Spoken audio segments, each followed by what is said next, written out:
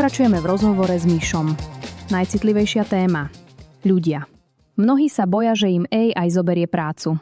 Ako to vidíš? Povedzme si to rovno. Najpravdepodobnejší spôsob, ako prísť o prácu kvôli umelej inteligencii, alebo teda AI, je brániť sa jej. AI sa nenahradí, ale človek z AI, ten áno. Nebudem klamať. Rok 2025 firmu polarizoval. Sú ľudia, ktorým AI zmenila život. Veci, čo im trvali dní, majú hotové za minúty. To sú tí, ktorí pochopili. A tí druhí? Čakali, že za nich AI urobí prácu a oni pôjdu na Bahamy? Keby len. Problém je, že mnohí z AI nechcú pracovať a AI sama od seba neurobí nič. Je to nástroj na extrémny výkon, nie na oddych.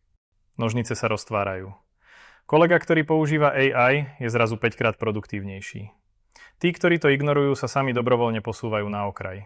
V Gratexe budujeme elitu, nie múzeum. Mišo, vďaka za otvorenosť. Čo čakáš od roku 2026? Že AI prestane byť výhodou a stane sa hygienou. Kto ju nebude mať v DNA, ten skončil. Naša ambícia je ujsť konkurencii tak ďaleko, že nás neuvidia ani v spätnom zrkadle. Máš nejaký odkaz na záver pre klientov, konkurenciu alebo budúcich kolegov?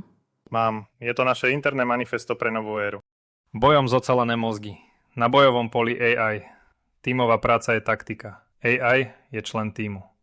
Meníme komplexitu na hlboké poznanie a hlboké poznanie na umenie dodať.